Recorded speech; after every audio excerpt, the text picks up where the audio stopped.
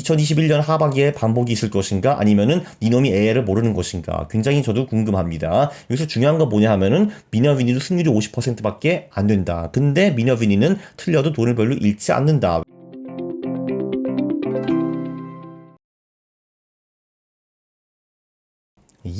안녕하십니까 할러님들, 강원국입니다.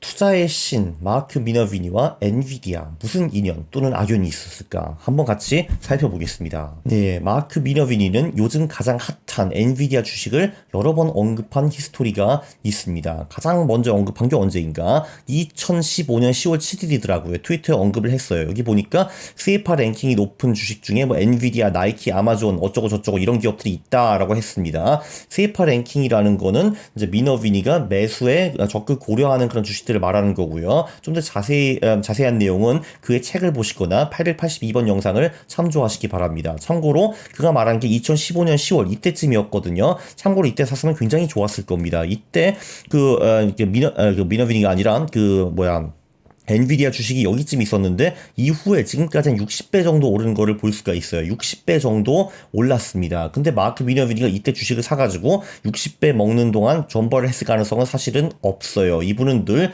그 몇 주 또는 몇 달 단위로 투자하는 사람이거든요. 자, 그 다음에 이제 2018년에 이제 미너비니가 엔비디아를 다시 언급을 하는데 이때 50-80 룰을 소개하면서 미너비니가 그 엔비디아를 언급을 합니다. 50-80 룰이라는 건 뭐냐 하면은 리더 주식이 있잖아요. 리더 주식이 탑을 찍고 떨어질 때는요 80% 이상 하락할 확률이 50%나 된다라는 말을 했고, 그리고 평균적으로 리더십이 있었던 주식들이 평균적으로 70%는 떨어진다라고 했고요. 네, 참고로 한국도 요즘 그 탑을 찍은 것처럼 보이는 리더십 주식이 좀 있더라고요. 2로 시작하는 주식이 뭐 하나 있던데 뭐 그건 그렇고, 네, 그리고 이제 이런 리더십 주식은 50% 이상 하락할 확률이 80%가 넘는다. 그래서 50-80 룰이다라고 하는 겁니다. 그리고 이런 탑 주식이 쫙 올라갔다가 50, 70, 80% 떨어지면은 한 5에서 10년 정도 빌빌거린다라고 말을 했습니다. 그래서 뭐 페이스북이라든지 엔비디아 이런 애들 굉장히 위험하다라고 말을 했어요. 그래서 50-80 룰을 이렇게 트위터에서 설명한 바가 있습니다. 옛날에 이쪽에 시스코라는 주식이 있었는데 시스코라는 주식도 이렇게 90년대 쫙 올라가다가 2000년대 터진 다음에 90% 떨어진 후에 15년 동안 움직이지 않았다. 뭐 이런 말을 했습니다. 자, 그리고 실제로 그게 이제 2018년 11월 이제 요 언저리였거든요. 이후에 그 한 반년 정도 엔비디아 주식은 좀 고전했습니다. 올라가는 척 했는데 다시 빵 떨어지고 이럴 때가 있었죠.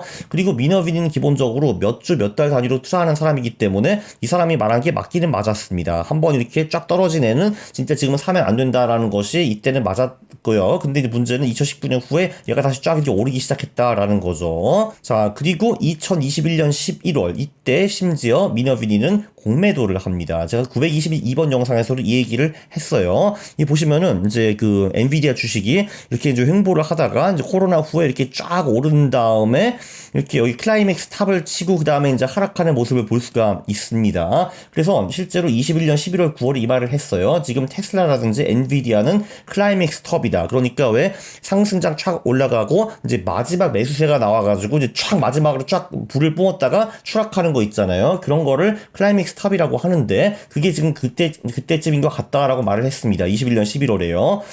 그리고 이제 22년 5월에 또 무슨 말을 했냐 하면은 엔비디아의 퍼가 1년 만에 6배 올랐는데 그 후에도 계속 매수 추천을 누르는 사람은 진짜 이상한 놈이다고, 이런 놈은 잘라버려야 된다, 이런 말까지 했습니다. 22년 5월에. 그래서 또 50-80 룰이 실현이 되었나 한번 보시죠. 조금 전에 제가 말을 했는데 리더십 주식이 추락하면은 평균적으로 70% 정도 떨어진다라고 했는데, 네, 실제로 엔비디아 주식이 21년 22년에 69% 하락을 했습니다. 그 11월 그러니까 요때쯤 미너비니가 공매도를 했는데 상당히 좋은 타이밍이었죠. 이렇게 쫙 내려가가지고 69%가 빠집니다. 작년 10월까지 69%가 빠졌는데 미너비니가 틀린 게 하나 있었죠. 이런 친구들은 5년 10년 정도 빌빌거린다라는 말을 했는데 그렇지는 않았습니다. 아시다시피 23년에 엔비디아가 화려하게 부활을 했거든요.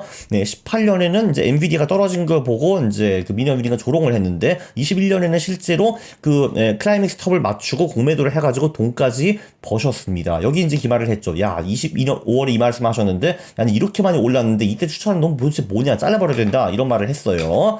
자, 그리고 이제 올해 23년 5월 19일에 다시 엔비디아에 대해서 언급을 합니다. 이게 이제 중요한 거죠.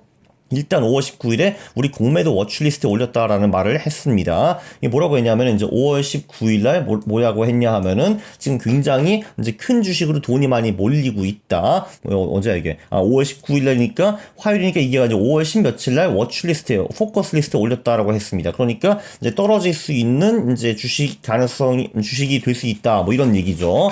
네, 그 넷플릭스는 사셨는데 근데 지금 이제 황 기업들이 모멘텀 때문에 좀 오를 수 있기는 하지만 조만간 과매수가 될 것이다. 그래가지고 이제 이 황 주식들을 이제 마지막으로 한번 쫙 오를 때 팔아버리는 게 어떻겠니라고 제안을 했습니다. 그리고 며칠 후 5월 25일날 또 이런 말을 했어요. 이제 엔비디아가 이제 갭 때문에 그때 하루에 23% 올랐나 뭐 그랬잖아요. 자, 그렇게 올랐으니까 이제 역사에서 8번째로 많이 과매수된 주식이다라고 말을 했습니다. 도대체 무슨 로직으로 8이라고 하셨는지는 잘 모르겠지만 어쨌든 간에 굉장히 과매수되었다라고 말을 한 거죠. 이렇게 거의 엔비디아를 저격하다시피 했습니다. 거의 저격을 했어요. 따단, 그렇습니다. 자, 제 생각은 뭐냐 하면요. 미너비니는 엔비디아를 그렇게 좋아한다는 느낌을 들지 못했습니다. 왜냐면 2015년에 처음으로 멘션을 했는데 그때 사가지고 보유했으면, 존버를 했으면 60배 벌었을 거잖아요. 근데 그때 매수했다는 말 또는 그 후에도 매수했다는 말을 제가 아직 본 적이 없습니다. 그래서 미너비니는 나는 못 먹었으니까 난 너 공매도에서 돈을 벌어야겠어 라고 생각하는 게 아닌가 라고 조금 추측을 할 수가 있고요. 근데 실제로 21년에 공매도 타이밍도 맞췄고 거래까지 해가지고 돈도 번 것도 팩트입니다. 재밌는 건 23년 5월에 미너비니가 하는 말 좀 21년 말과 비슷한 거 아닌가. 그때도 이제 황 주식들이 많이 올라 있었는데 이제 걔네들이 별로 안 좋다고 그때도 말을 했거든요. 21년 말에. 그러니까 지금이 그때랑 좀 비슷한 거 아닌가. 그래서 sell into strength라는 말을 한 거죠. 지금 이제 많이 오를 때 그때 팔고 치고 나가라라는 말을 하는 겁니다. 그래서 황들 비테크 오래 못 갈 것이다 얘들아, 이런 말을 해주는 것 같아요. 그리고 5월 27일날 또 뭐라고 했냐면은 S&P 500 기업 중에서 톱 5 기업들의 비중이 23.8%로 올랐다. 이게 한마디로 거의 뭐 50년 최고치라고 하는 거죠. 그러니까 한마디로 이 톱 5가 너무 비중이 크다, 그거 너무 많이 올라있다, 뭐 이런 얘기를 하는 것 같아요. 참고로 그 톱 5는 마이크로소프트, 애플, 구글, 아마존, 그리고 엔비디아라고 합니다. 그래서 얘네들을 별로 좋게 보지 않는다라는 말을 하고 싶은 것 같아요. 자, 요약을 하면은, 자, AI 붐이 승리할 것인가, 미너비니가 승리할 것인가, 누가 맞을 것인가, 2021년 하반기에 반복이 있을 것인가, 아니면은 니놈이 AI를 모르는 것인가, 굉장히 저도 궁금합니다. 여기서 중요한 건 뭐냐 하면은 미너비니도 승률이 50%밖에 안 된다. 근데 미너비니는 틀려도 돈을 별로 잃지 않는다. 왜냐면은 이분은 손절을 빨리 잘하거든요. 우리는 못하는데. 자, 그래서 이분은 수익은 길게 손실은 짧게 하는 사람이기 때문에 설사 틀린다 하더라도 돈을 많이 잃지는 않을 겁니다. 단 미너비니가 맞으면은 공매도를 해가지고 또 신나게 돈을 버시겠죠. 저도 누가 맞을지 굉장히 궁금합니다. 네, 이 영상 재밌었으면 구독 그리고 좋아요 부탁드리겠습니다. 싫어를 누르시면 제가 매우 싫어합니다. 감사합니다.